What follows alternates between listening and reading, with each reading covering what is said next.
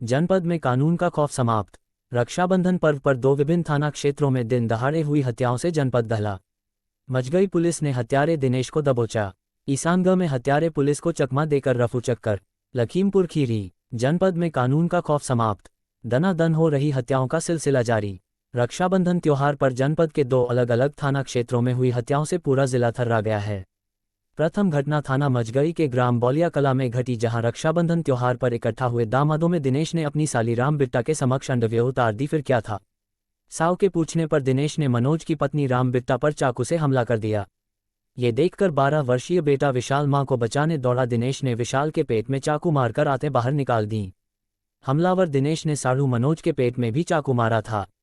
सभी घायलों को सीएचसी निघासन ले जाते समय रास्ते में विशाल ने दम तोड़ दिया। पुलिस ने मृतक विशाल के शव का पंचनामा भरने के पश्चात शव को पोस्टमार्टम हेतु लखीमपुर भेज दिया है, जहां पोस्टमार्टम कर रहे चिकित्सक ने विशाल की मौत आते कट जाने के कारण मौत होना बताया है।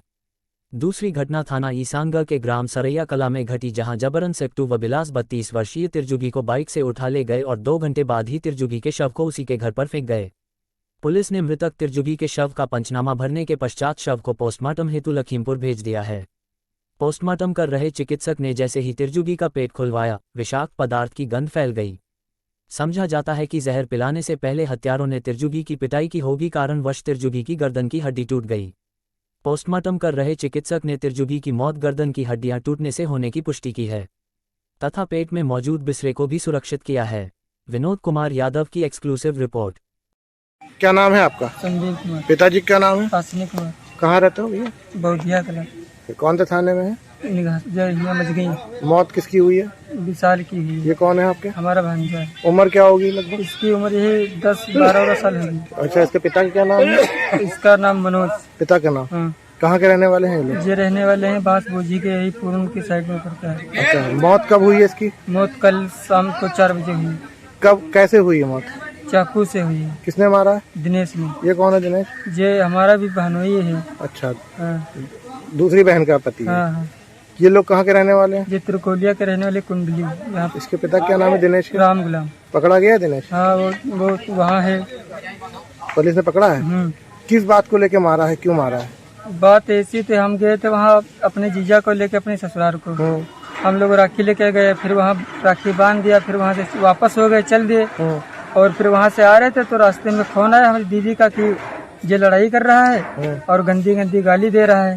तो हम लोग कहें कि अभी हम लोग आ रहे हैं। जले हम लोग आए हैं तो इसने गंदी गंदी खूब गाली, जितनी गंदी गंदी बकी और इतनी नेकर खोल के खड़ा हो गया। जे तो दीदी हमारी बोली कि ये मतलब ये गलत काम है जो लेकर खोल के यहाँ खड़े हो जाते हैं। सबकी बही बेटी है, तुम्हारी बेटी है, हमारी लड़की है, और अड़ोसी पड़ोसी गांव बस्ती का सब किया, तब देखा थे तब बुरा नहीं लगे थे।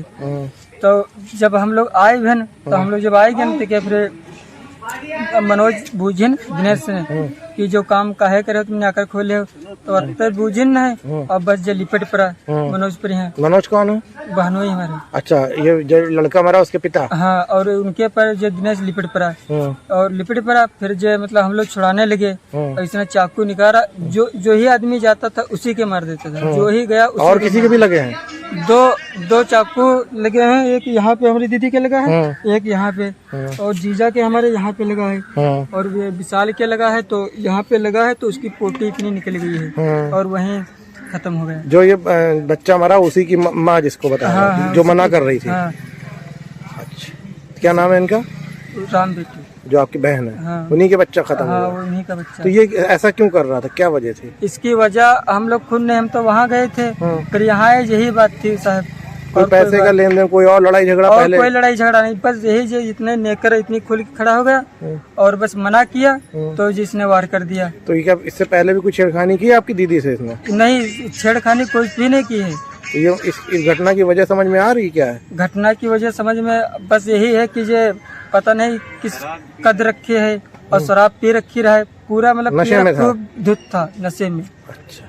कोई भी पास में जा रहा था उसके भी मार देता। हमारे मारने चला यहाँ पे तो हमने ऐसे ही हाथ कर लिया। तो जिनके चाकू लगे अस्पताल में एडमिट है वो लोग उनके एडमिट नहीं है, उनकी पर्ची बन गई है, वो जा रहे हैं घर पे। अब कितने बजे घटना है ये? 4 बजे की। तो ये बच्चे को कितने चाकू मारे इसने? इसके एक लगा है चाकू, उसकी पोटी निकली है। अच्छा, उसी से मौत हुई है इसकी? हाँ, उसी से हुई है। ये बताओ।